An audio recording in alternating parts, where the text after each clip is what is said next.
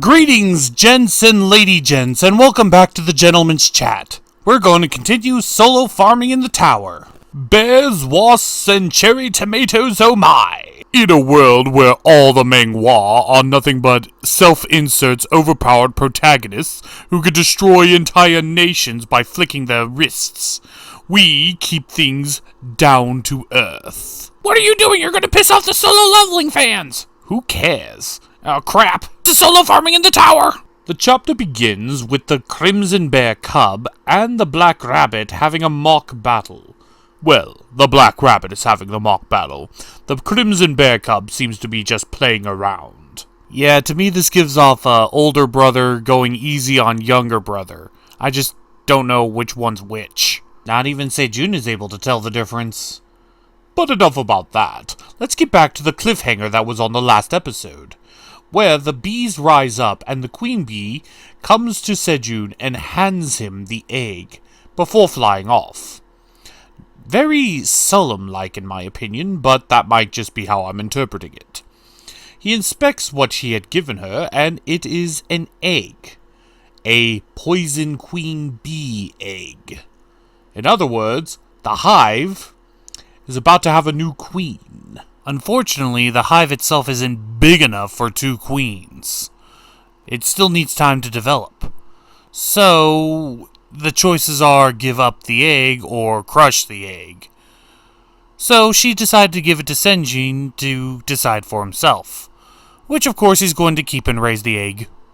Because, you know, two queen bees. You know, with the baby bear, all the new baby bunnies, and now we're getting another queen bee, it's going to feel less like solo farming in the tower and more like babysitting in the tower. Which is something I definitely appreciate about this manghwa over others.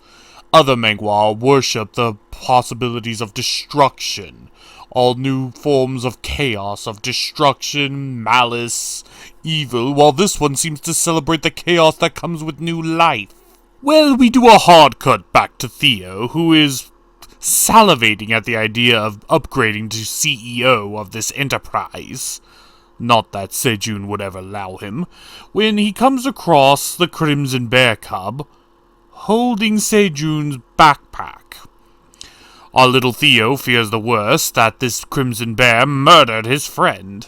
All pretenses were off, and he goes into full attack mode, and he's about to attack the baby bear cub. I can't believe I'm saying this, but Theo is a real one for this, even if it all is in vain, because Sejun's alright, and he immediately backpedals and attaches himself to his face. So, are we all just going to glance over the fact that Theo, the kitten, the cat, the orange idiot, was about to throw hands with a freaking bear? I mean, it may be a bear cub, but it's still a bear. Several pounds heavier than him. I'm just gonna chalk this up to just orange cat behavior. I mean, have you seen the type of things that orange cats go up against? So, after making sure that Sejun was okay, Theo asks what the heck is with the giant bear. So, this is when Sejun introduces the bear to Theo, and the whole deal they made with his mom. But this is when Sejun realizes that it's kind of inconvenient to keep calling him the Crimson Bear Cub. Doesn't really roll off the tongue. He asks Theo to translate to see if the little bear has a name, but Theo says that all he ever known was being called the Bear Cub or Baby. So, Sejun decides to name our little bear cub Quug, because he keeps making the noise Quug. And everybody, including the rabbits, all agree Sejun should never name anything ever again. But all is not well, as Sejun starts giving all of his love to the little bear cub Quug, and Theo is getting monumentally jealous. He tries to balance out the score by showing the earnings, which Sejun does give him attention and churros for the effort, and while Theo is enjoying himself, Quug decides to nose in on his reward, which pisses Theo off even more, and he once again attacks the bear cub, but this time landing a hit, which causes Quug to cry. So, Theo just beat up a child. More importantly, he beat up a child of a monster. He beat up a bear cub. He beat up a bear cub. He beat up a bear cub while the mom is on patrol. He beat up a bear cub while the mom was on patrol for the farm. So I'm thinking that we have some of the cherry tomato flowers be garnished around the funeral. Oh, maybe we could get some of the bees to do that dancing coffin meme for Theo. Not even 2 seconds after Quag started crying, did Mama Bear instincts kick in the most realistic fashion and immediately airdrop superhero landing style to protect her cub.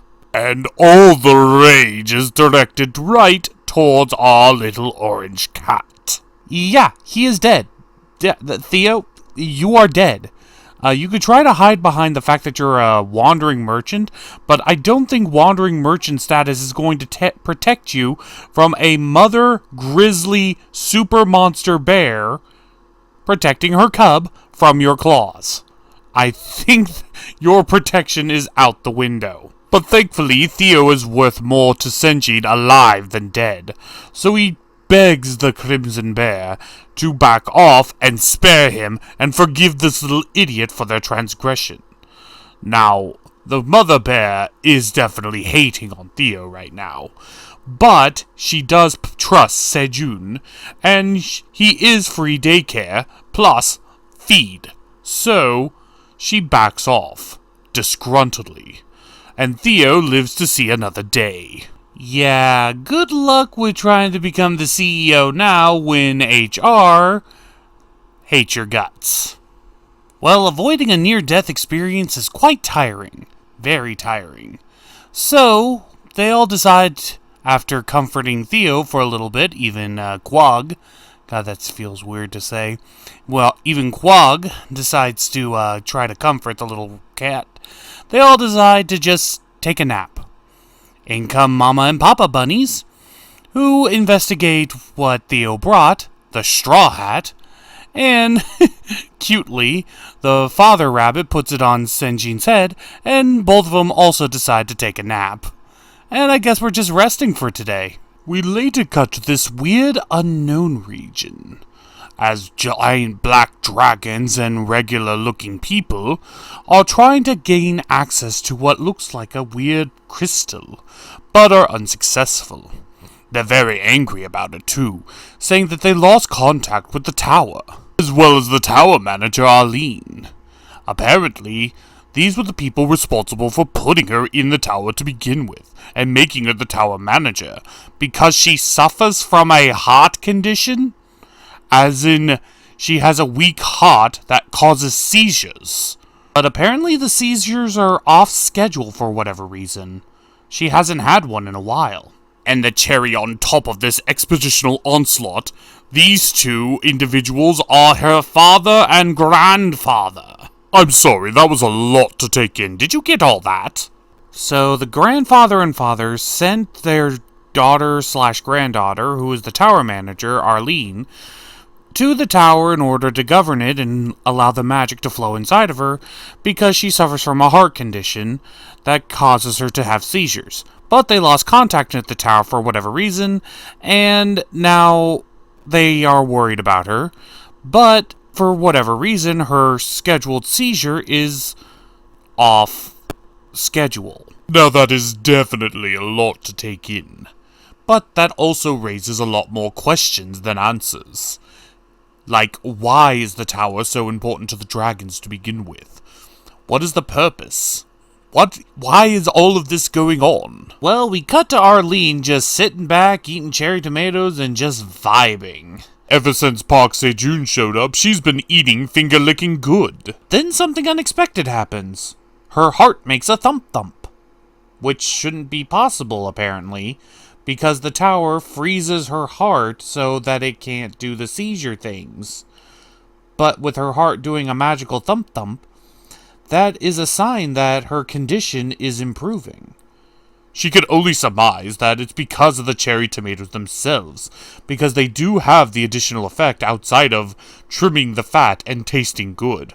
They increase magical power temporarily. So she gets an idea. If she uses something a little bit more permanent, like the blue cherry tomatoes, then she could possibly cure herself of her heart condition. She was already safeguarding the boy already, because, Dragon Crush. But now he is more valuable to her than ever before. We were originally afraid that the dragon was going to be this, tsundere character, but I'm kind of glad to see that she's warming up to the idea of having Sejun full-time. We all know that those two are going to end up together, because there's literally no other female that he could possibly be with. Agreed. The story is very lacking in the romance department. So, when there's a guy and a obvious girl that can be shipped, then those two are probably going to end up together. One of the benefits of this series. No shipping at all. Please don't be a lolly, please don't be a lolly, please don't be a lolly, please don't be a lolly. We already have so many dragon lollies, please don't make her one too! So, Park Sejun wakes up to Arlene scolding him for using a magic item without her examining it first. He's confused because he doesn't know what magic item she's talking about, and then he sees the hat, wondering where it came from. The bunnies came up and pretty much pointed at Theo, saying he was the one who brought it.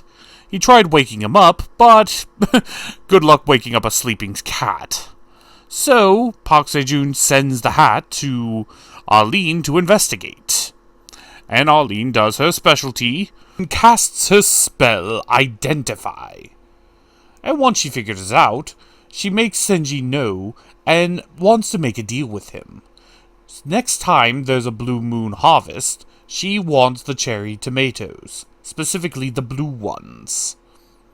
And she makes him promise, with a pinky promise. He finds it a little childish, but she insists on a pinky promise that he would give her the blue cherry tomatoes in exchange for the hat. And he agrees, and thus they have a cute little moment where they're pinky promising across space. Okay, I know this series showcases that she's on the younger side, emotionally, but I will not forgive this series if she does not at least look like an adult. We know that she's going to eventually have a human form thanks to seeing her grandfather and father. But please, please, for the love of everything holy, don't make her a lolly. At least make her in her 20s. So Arlene returns the hat, and it is actually an artifact. One of a number of artifacts, a low number. This is an artifact used specifically for farming classes in the tower, which didn't exist until Park Sejun. I'm sorry, is this a typo or am I misremembering something? I'm pretty sure Tower Farmer didn't exist until he came into the tower, but then... You know what, let's just put that on the back burner. So this is a tower artifact exclusive for farm use, and it has a plethora of abilities, like so many, and it levels up with its wearer. So once Park Sejun puts it on, it immediately grants him massive perks to his entire field of crops. He struck gold. Or rather, Theo struck gold, he's just benefiting from it. So becomes a time of celebration. We cut to some time later and the mood is very tense. Very. Everyone's on edge. Until eventually, the bunnies come out of the little father and mother house, revealing six baby bunnies! Baby bunnies! Look, Riash! Baby bunnies! There are 3 baby bunnies! There are baby bunnies! Wild Gent has a stroke from the cuteness. It's nothing but smiles and celebratory glances at the mother, father, and the 6 new siblings of the rabbits. Even Theo gets in on this, becoming their uncle of sorts. And he even offers them a churro, because they taste good and he wants to be a good uncle. Though he does get a little scolding from that from CEO Sejun for having contraband when he wasn't supposed to. Whoopsie! And you see, it's this right here that I will stick to the series no matter what. Right, gent? Correct. See, I am a big fan of chaos. I love chaos. I live for chaos. I can't get on with my day without a bit of chaos in it. The unpredictability. But in so many manhwa, it's all order. The only chaos element is destruction, havoc, destroying things. Nobody cares for that chaos. It's so boring, so predictable. Oh, fire's destroying everything. Correct, gent. This show shows us the chaos of life. The chaos of just being in a normal situation, even as abnormal as it is. It is life, it is harmony, but it's also chaos. And that is what I love, that is what I live for. We don't see this brand of chaos anywhere else. Well, maybe that one as well, but we'll get into healing in another world another time. Well, our happy, joy, fun time is unfortunately cut short, as we cut to very far away at the homing crystal, the crystal that could get Seiju out of the tower. We see nothing short but an army of cow people, or the more common tongue, Minotaurs, as well as a glimpse of a floor boss of equal rank to the Crimson Bear, the Ox Demon King, who prepares his troops for yet another blue moon, and only time will tell how this development will affect Park Sejun. But unfortunately, we are out of time. So, let's talk about these chapters, because there is quite a considerable amount to talk about in these chapters. If we just skip over the pole jokes with Mama Bear and Theo, because that was just fluff and joking fun. Let's talk about the dragons. Black dragons, multiple black dragons, and their weird connection with the tower. What's up with that? What is the purpose of the towers and all? The only thing we currently know for certain is that they're using the towers as a life support system for Aline, who, we just find out, is actually sick.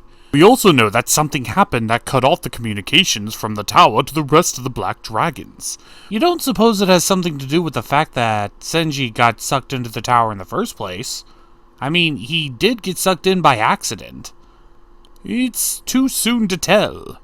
Of course, we'll just put that on the shelf right now, as we focus on the hat. Senji's got a straw hat!